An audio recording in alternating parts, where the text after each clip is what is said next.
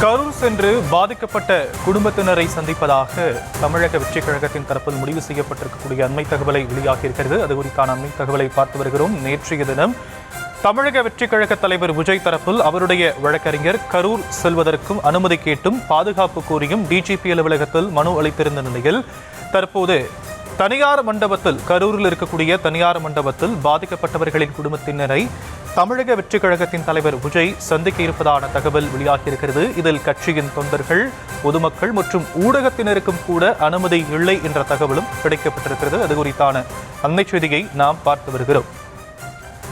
கரூர் சென்று பாதிக்கப்பட்டவர்களின் குடும்பத்தினரை சந்திக்க விஜய் திட்டமிட்டிருப்பதாக சொல்லப்படும் நிலையில் விவரங்களை செய்தியாளர் ஜெரி வழங்க நாம் கேட்கலாம். ஜெரி, என்ன விவரங்கள்? வணக்கம். தமிழக வெற்றிக் கழக தலைவர் விஜய் கரூர் கூட்ட நெரிசலில் உயிரிழந்தவர்களுடைய குடும்பத்தினரை சந்தித்து ஆறுதல் தெரிவிக்க திட்டமிட்டிருக்கிறார். அவர் அறிவித்த 20 லட்சம் ரூபாய் நிவாரணத்தையும் நேரில் சந்தித்து கொடுப்பதாக கூறப்படுகிறது. இந்த சூழலில்தான் விஜய் இதற்கு முன்னதாகவே 20 பேர் கொண்ட குழுவையும் நியமித்திருந்தார்.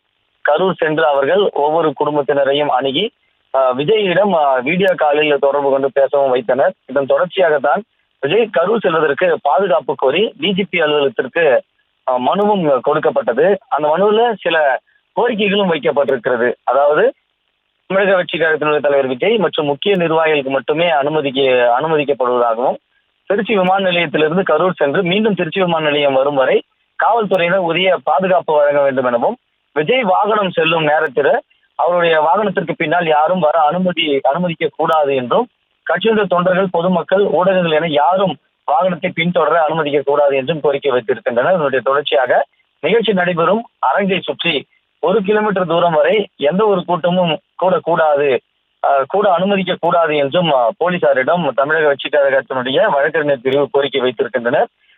டிஜிபியிடம் தமிழக வெற்றிக் கழகத்துடைய வழக்கறிஞர் பிரிவு மேலும் தேதியை குறிப்பிடாமலே இந்த மனுவை கொடுத்திருக்கின்றனர். பாதிக்கப்பட்ட மக்களை விஜய் கரூர் சென்று சந்திப்பதற்கான தேதியை கரூர் மாவட்ட எஸ்பி மற்றும் மாவட்ட ஆட்சியரிடம் கலந்துரையாடத்தில் தெரிவிப்பதாகவும் தெரிவித்திருக்கின்றனர்.